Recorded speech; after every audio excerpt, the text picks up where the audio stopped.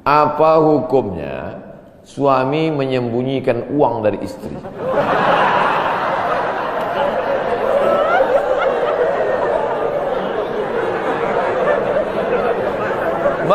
Bang, kata istrinya. Bang, ini duit apa bang? Duit sial. Oh duit sial, udah kusembunyikan kau dapat juga.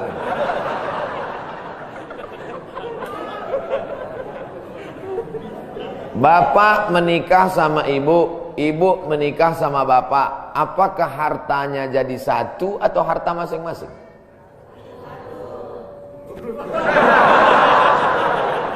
Mereka mau hartanya jadi satu dan bapak ketakutan.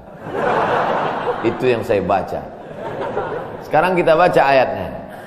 Walakum nisfu ma taraka azwajukum illam yakul lahunna walad. Kalau istrimu meninggal kau dapat 50% hartanya kalau tidak ada anak. Fa in kana lahunna waladun, kalau dia punya anak, falakumur rubu'u, kamu dapat 25%. Sekarang saya tanya, hartanya nyatu atau pisah?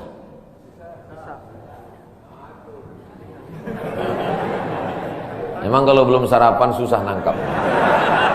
Saya ulang sekali lagi. Walakum nisfu ma taraka azwajukum. Hai para suami, kamu dapat setengah harta istrimu kalau tidak ada anak.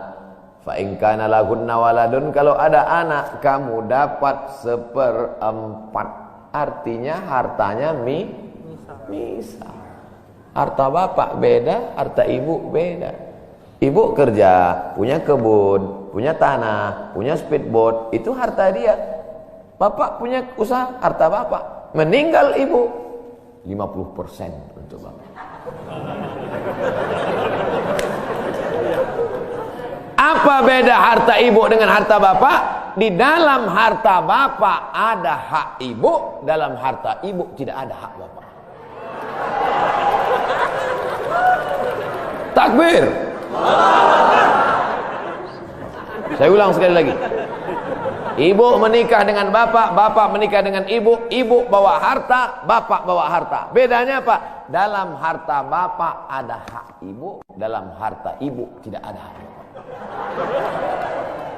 Kenapa dalam harta bapak ada hak ibu? Karena bapak wajib memberi nafkah.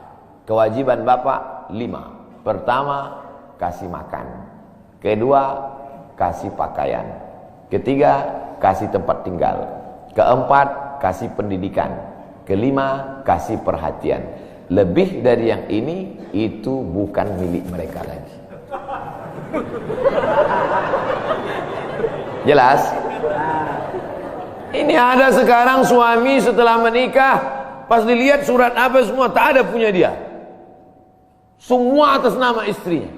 Ini orang kalau meninggal ini tidak kena azab kubur, karena di dunia sudah terlalu azab dengan istrinya. Dari yang saya sampaikan ini jelas tentang pembagian batasan-batasan harta, jelas? Jelas. Jadi tidak serta-merta setelah menikah, jangan mau anak perempuan kita ditipu laki-laki. Istriku, mana surat mobilmu, mana surat tanahmu, tadi kita sudah akad nikah, semua hartamu, milikku, surgamu di bawah tapak kakiku. Oh, tidak begitu. Makanya laki-laki harus ngerti, perempuan juga harus paham. Kalau tidak, sedang main bola aja ada aturannya, statuta. Kalau tidak, akan hancur. Tapi insya Allah jelas. Pak Ustadz minta tolong doakan ibu saya, sudah lama sakit. Nanti kita doakan di akhir majelis. Bukan cuma ibu bapak, ibu-ibu semua kita doakan. Bagaimana niatnya doanya? Bagaimana niatnya doanya mandi taubat?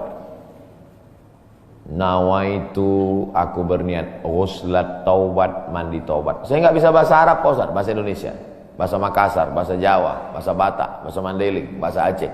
Saya niat mandi taubat karena Allah Ta'ala. Bagaimana cara mandinya Pak Ustadz? Seperti mandi wajib, basah dari ujung rambut sampai ke ujung kaki. Di mana mandinya Pak Ustadz? Di laut bisa. Kolaka ini 30% saja daratan Pak Ustadz, yang 70 adalah lautan. Nah, mandi di laut. Apalagi kalau sampai ke tengah laut, bukan cuma dosanya hilang, orangnya hilang sekali.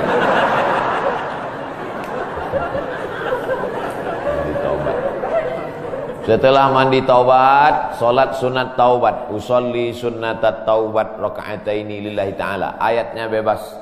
Ayat apa yang paling panjang? Hafal kau amma yatasaalun? Tidak. Wadduha? Tidak. Kulhu? Hafal baca kulhu. Di sujud terakhir banyak berdoa. Berapa kali solat sunat taubat sehari? Sebanyak-banyaknya.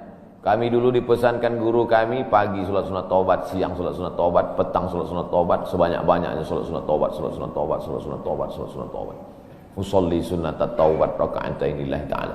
Ma min muslimin yuznibu dzamban, ada orang yang silap salah berbuat dosa. Summa yatatahhar, bersuci, berwudu, mandi taubat. Summa yusolli raka'ataini, solat sunat 2 rakaat. Summa yastaghfirullah, minta ampun kepada Allah. Illa ghafarallahu lah, Allah mengampunkan dosa-dosanya. Bulan Rajab banyak-banyak taubat. Bulan Sya'ban tingkatkan ke taubat.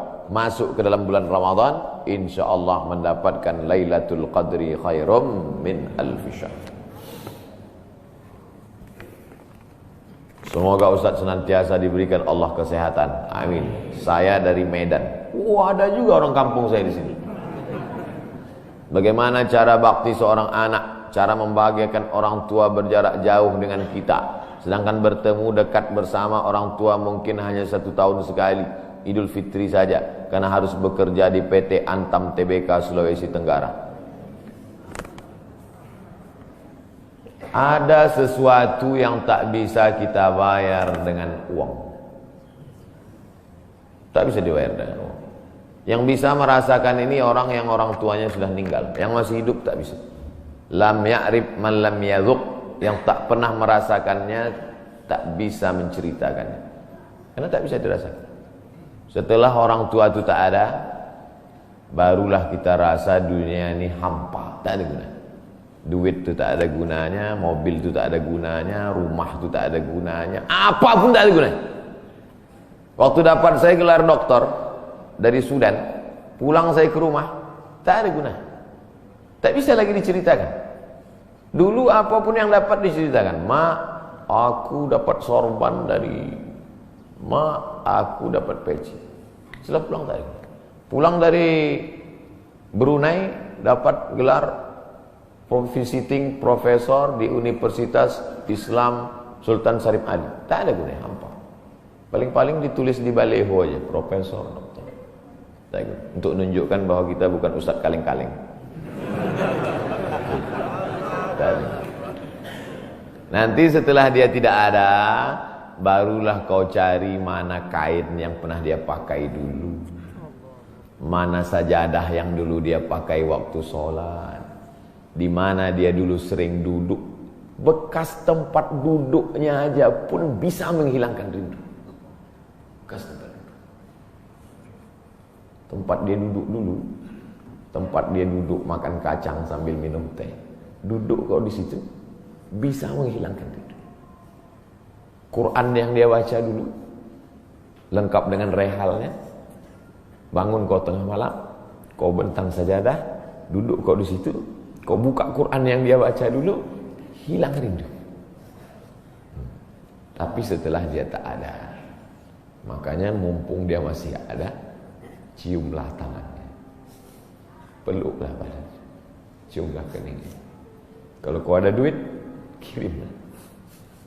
Tak bisa, karena cari makan jauh Pak Ustaz. Mesti terbang dari Sumatera sampai kemari. Apa boleh buat? Memang begitu kondisi ekonomi kita sekarang. Allah tidak marah. Tapi kalau kau mampu, kirimlah. Siapa orang yang kira-kira bisa digaji, dibayar untuk memasakkan dia di rumah? Berkirimlah. Karena sampai masanya nanti duit yang banyak itu tidak ada gunanya. Sebanyak apapun kau simpan tak ada rasanya lagi. Hampa tak ada gunanya. Maka mumpung dia masih ada. Idul Fitri paksa-paksakanlah pulang. Mahal tiket pesawat, tabunglah. Teleponlah. Masih ada dia menyambut teleponmu, berikan HP yang kira-kira lama dia pakai, tinggalkan, mak, ini chargernya, ini handphonenya, ini baterainya, persiapan kalau rusak, pasangkan di sini. Nanti kalau aku telepon, sampai masanya nanti handphonenya berbunyi tapi tak ada yang mengangkat. Selagi dia masih ada, senangkanlah hatinya. Kirimkanlah kain. Kain itu tidak akan dia pakai, tapi insya Allah menyenangkan hati dia. Ketika hatinya lapang, lapang rezeki. Ketika hatinya senang, senang hidup. Tapi kalau sudah hatinya sempit, meleleh air matanya rindu karena tak pernah kau telepon, disitulah awal azab Allah datang. Kau akan berenang dalam kesengsaraan. Mudah-mudahan Allah mengampuni dosa kita semua, dosa ibu bapa. Ala hazihi niyah al-Fatihah. A'udzubillahi minasyaitonir rajim. Bismillah. Alhamdulillah rabbil alamin. Ar-Rahmanir Rahim. Maliki yaumiddin. Iyyaka na'budu wa iyyaka nasta'in. Ihdinas siratal mustaqim. Shiratal ladzina an'amta 'alaihim ghairil maghdubi 'alaihim waladdallin. Amin. Rabbana ighfir lana dzunubana, ampunkan dosa kami ya Allah. Wali abaina, ayah kami ya Allah. Melepuh kulitnya untuk menyekolahkan kami, tak dapat kami balas budi baiknya ya Allah. Wali ummahatina, ummah kami, 9 bulan 10 hari kami dikandungnya, 2 tahun kami disusukannya, mengalir darahnya dalam badan kami, tak dapat kami balas. Tak dapat kami balas kebaikannya, sekali teriakannya saat mengeluarkan kami ke alam yang fana ini. Tak dapat kami balas kebaikannya ya Allah. Kalau dia masih hidup, sahih jasadaha, sihatkan badannya. Qawi imanaha, kuatkan imannya. Ar-rahmazuk hal istiqamata, berikan dia istiqamah dalam iman dan Islam. Kalau dia sudah meninggal dunia, lapangkan kuburnya ya Allah. Nawwir qabraha, terangkan makamnya ya Allah. Allahumma ja'al qabraha radatan min riyadil jinan. Jadikan kuburnya salah satu dari taman-taman surga. La taj'al qabraha hufratan min hufarin niran. Jangan jadikan kuburnya salah satu dari lubang neraka ya Allah. Allahumma ja'al abana'ana barina liwalidiha.